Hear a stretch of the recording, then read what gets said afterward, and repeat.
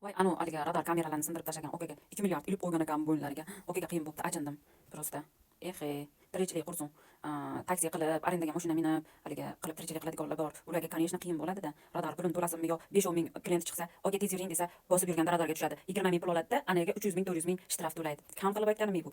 Shunaqa holatlarki, menda haligi tez yurmaydi, shu to'g'ri yuradi deb hech kim garantiya bermaydi-ku, to'g'rimi? Ganglarimizga gap yo'q, sal haligi bir murosa qilsang yo nimadir. Lekin kameralarga gap ko'p-da. Kameralarda unaqa haligi holat yo'q, to'g'rimi? Endi shunaqa qilib mashinasini ham tashlab chiqib ketadiganlar bor, anaqasiga shtrafini puliga mashinasini ham haligi shtrafini qilib qo'yib ketadi deb eshitganman-da. Nima deysiz, anida tursa, haligi pulni topguncha qo'yxonaga paloncha yozib tashlaydi. Hech kimga oson emas, manida osonlik bilan pul topadiganlar valdir qilib gapiraveradi. Lekin shunaqa qilib 1 so'm, 2 so'm qilib bolasini maktabga qiladimi, qorniga qiladimi, shunaqa qiladiganlar jonidan o'tib ketadi-da. To'g'rimi?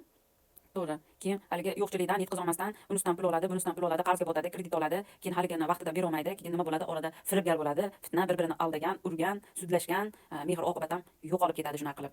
Buni shu o'ylash kerak qaytadan. Mana summasini kamaytirish kerak. Nimaga? Boshqa davlatlarda arzon. Bizi haligimizga to'g'ri kelmaydi, nima deydi? Oladigan oylikka to'laydigan shtraflar to'g'ri kelmaydi. Yo shtraf to'lasam, yo och o'tirish kerak. Shunaqa. Bir haligi yomon, o'lib qoladigan davlatda yashayapmiz demaymiz-ku, lekin baribir qaytadan o'ylab qilish kerak. O'shanda manidagi aholi ham vataniga mehr muhabbat qo'yib, ishlaydi. Manida bong urib mening vatanim O'zbekiston deb hamma bir xil rozi bo'lib, rizo bo'lib yashaydi. Nima deysizlar? Lekni bosaman-da.